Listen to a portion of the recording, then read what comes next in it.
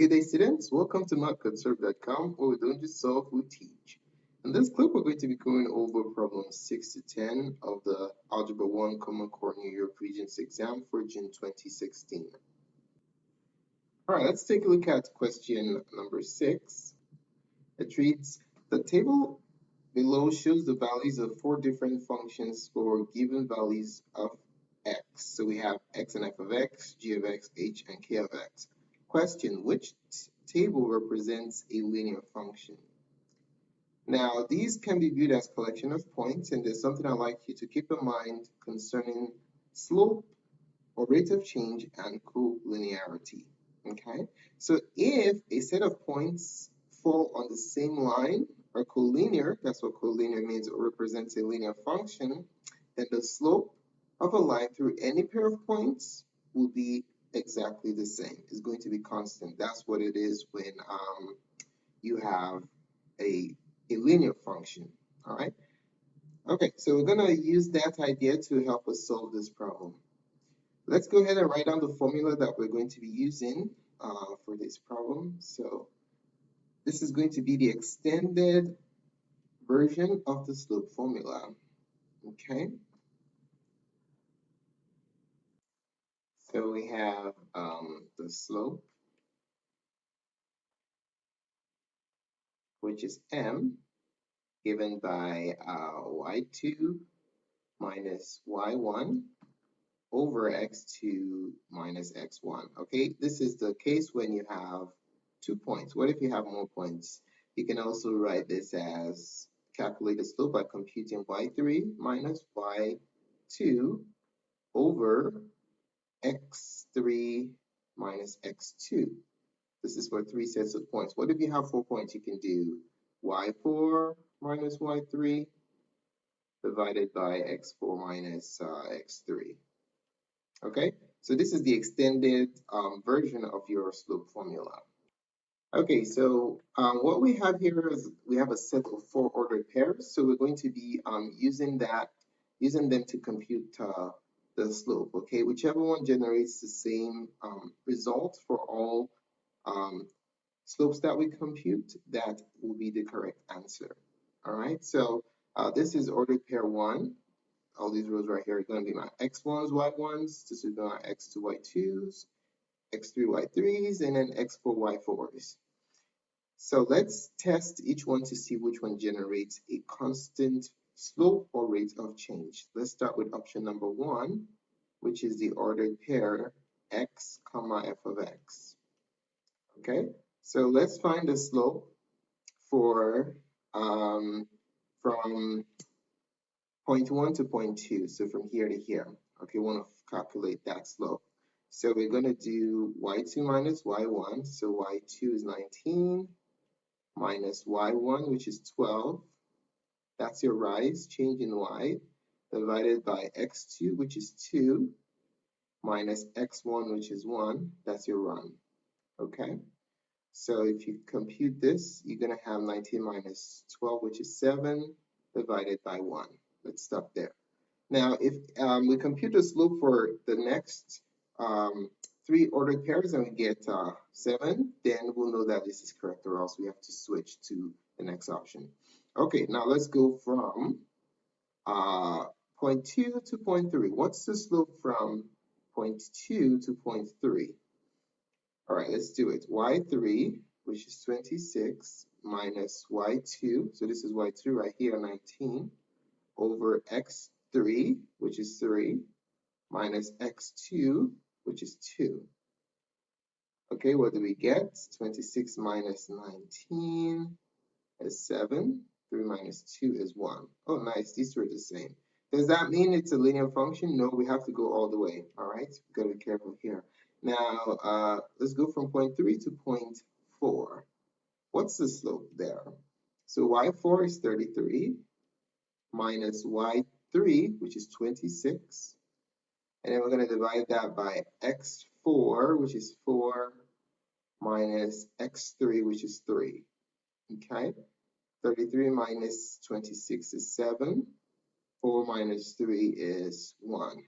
Nice. So since all 3 slopes are the same, guess what? This automatically means that the function is linear. That's what it means to be a linear function. Function is linear. Our answer is the function that has x and f of x. So option number 1. All right, let's take a look at question 7. It reads, the acidity in a swimming pool is considered normal if the average of 3 pH readings P is defined such that 7 is less than P and P is less than 7.8. If the first two readings are 7.2 and 7.6, which value for the third reading will result in an overall rating of normal? Okay, so to do this one, let's go ahead and write down our formula for computing the average. Okay, so formula, the average of a set of terms is basically the sum of the terms or the data set divided by the number of terms that you have. Okay, so that's your formula for average. Okay, so what do we have here? We have two readings. Actually, there are three. The third one is unknown, but let's list the readings that we have. So P1, the first reading is 7.2. The second reading, P2, is 7.6. The third reading, which is a range value that should be in a certain region, but it's going to be an unknown. That's what we're asked to find. Which of these could possibly be a acceptable value within the given range boundaries? So it's an unknown. Okay, now P3 is unknown. Now let's see. We're told that the average of the three results in a normal rating. So what does that mean?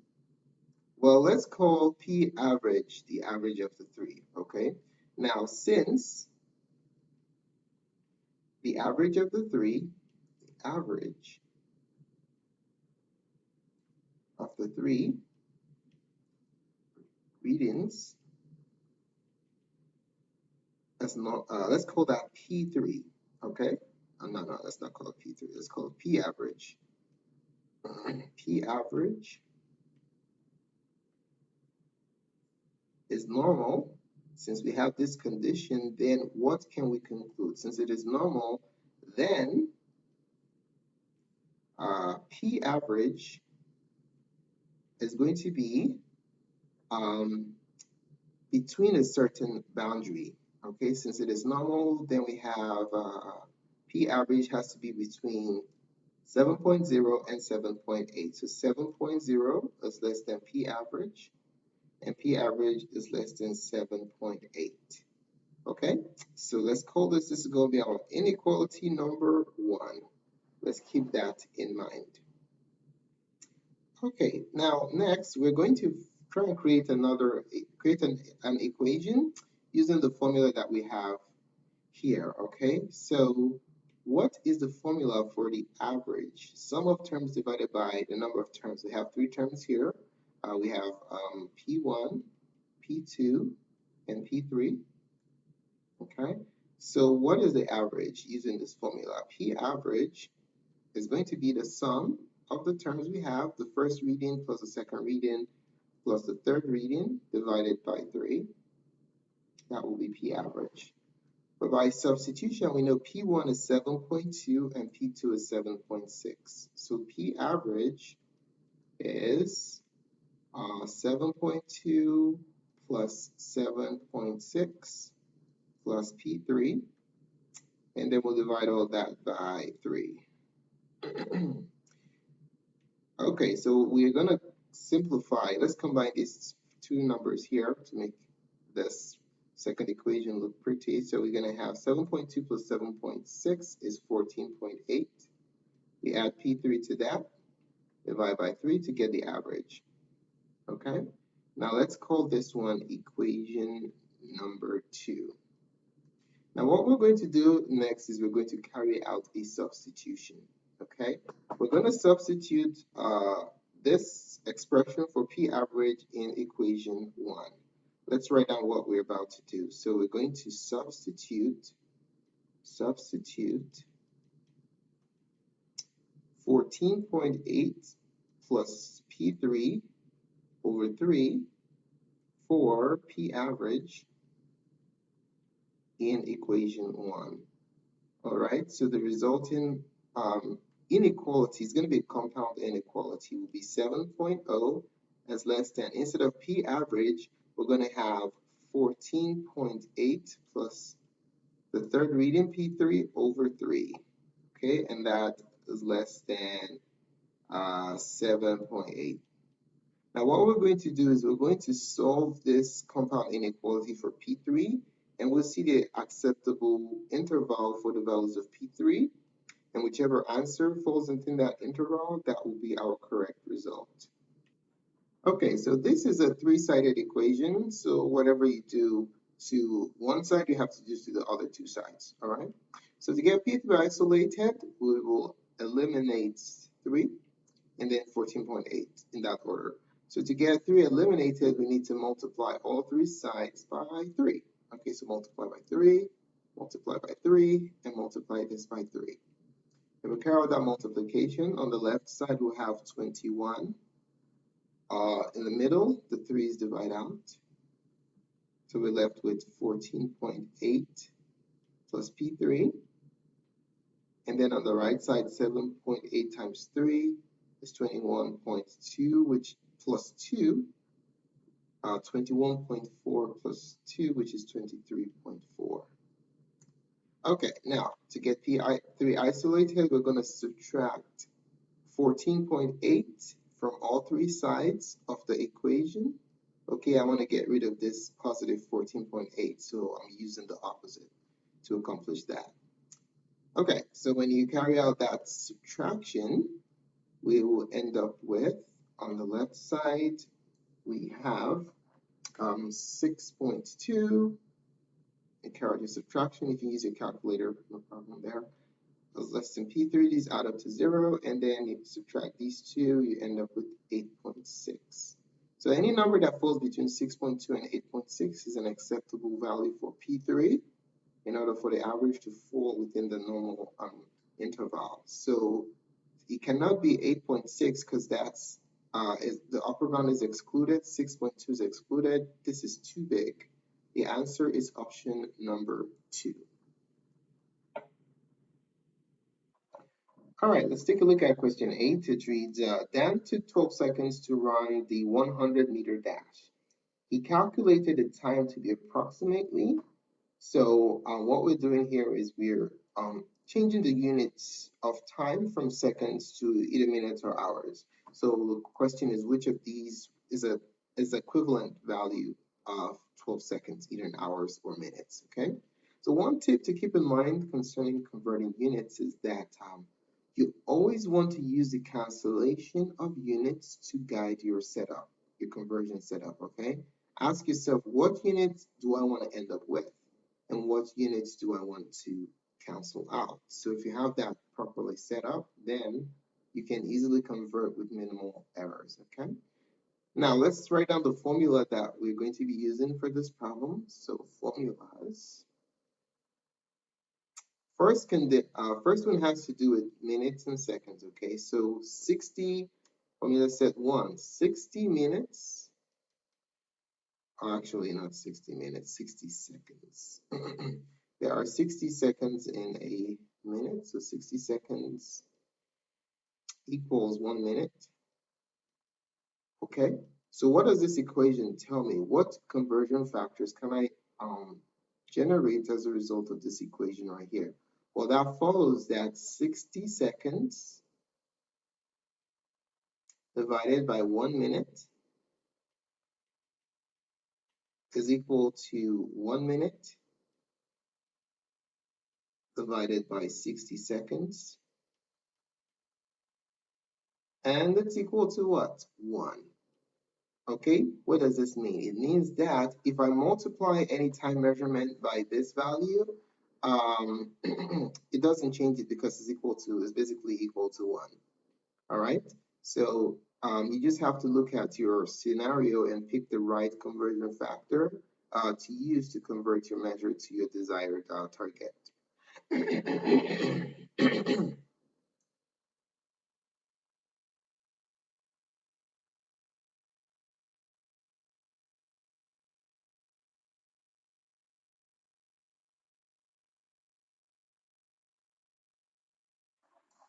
All right, so now let's go ahead and first of all, we're going to do a conversion from seconds to minutes, see if we get one of these two. If not, then we're going to convert the result that we got to hours. Okay, now let's do our conversion. Our goal here is to convert 12.5 seconds into what? Into minutes. Okay, I don't know how many minutes that is. We'll figure that out in a second. So what we're going to do is start with what we were given, 12.5 seconds. We want to convert this to minutes. So we're going to be multiplying this time value by a conversion factor. All right, we have two options here. We have, this is the first one, this is the second one. Now, which one are we going to use here?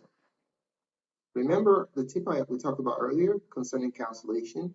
In our conversion, we want minutes to be the final time unit, right? So I need seconds to cancel out, and I want to be left with minutes. So which of these conversion factors will result in the cancellation of seconds?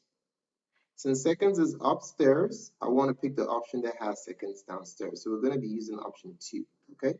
So we're going to have 1 minute per 60 seconds. Why is that? Because check this out. Seconds do what? Cancel out, we're left with minutes. So all we simply do is plug this into our calculator, and that will be our final answer, 12.5 over 60 minutes.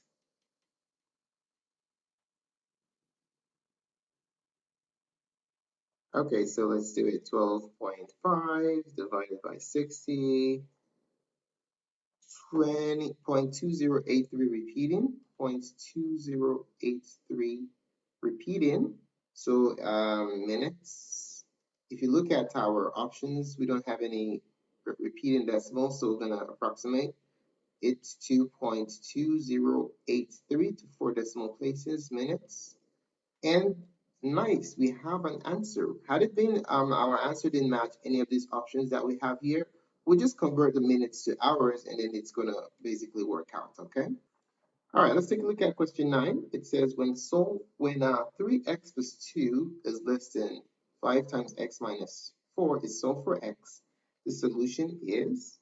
Now, one caution to keep in mind concerning solving inequalities is that anytime you multiply or divide by negative, you have to flip the orientation of your inequality. All right, less than becomes greater, greater than becomes less than. So let's keep that caution in mind. So let's solve this. We have 3x plus 2 is less than or equal to 5 times x minus 4.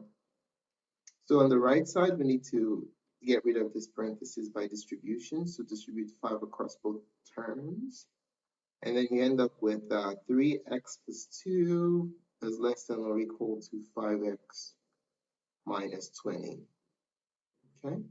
Now let's move all the x's to the left and all the variables to the right. You could do it the other way too, it doesn't really matter. But when I'm dealing with inequalities, I like to keep the variables on the left side. Now, to accomplish that, I need to subtract 5x from both sides. That moves the x's or the variables to the left. And I need to subtract 2 from both sides. That moves the constants to the right. All right, let's go ahead and combine downwards. That results in, let's see, 3 minus 5. Signs are different. You subtract and keep the sign of the bigger one. So negative 2x is your result. The 2 minus 2 cancels out to 0, okay? And then minus 20 minus 2, same sign, add and keep the sign, negative 22. To get x isolated, you divide both sides by negative 2. And we have what? x is it less than or greater? Let's go back to the caution. We said anytime you multiply or divide by negative, you flip the orientation of the inequality. So since we're dividing by a negative, guess what? This less than flips to greater than or equal to. Now, minus over minus, slash and dash is going to be positive, okay? Greater than or equal to positive 11. Answer is option number 4. All right, let's take a look at number 10. It says the expression 3x squared, 3 times the quantity x squared minus 1 minus the quantity x squared minus 7x plus 10 is equivalent to. So one tip concerning combining, basically adding or subtracting polynomials vertically, is that you want to align like terms vertically. Okay, it helps keep your work organized and it reduces the odds of making mistakes. Whenever I'm adding polynomials with multiple terms, I like to do it vertically. You can do it horizontally too, but that's fine also, okay? So let's go ahead and do this. We have 3 times x squared minus 1, the quantity, minus x squared minus 7x plus 10. Now, in the first product, this 3 gets distributed to both terms. It's good to put your arrows in there so that you can see exactly what you're doing. Because sometimes students forget to distribute to everything in the parentheses, all right? So we have 3x squared minus 3. Now, what's the story here? Imagine as though there is an invisible 1, okay? So what you're doing is you're distributing this negative 1 to all 3 terms in the parentheses, okay? What happens when you multiply by minus? The signs flip, all right? So you have negative x squared plus 7x plus 10. Okay, the last sign is minus, so minus 10.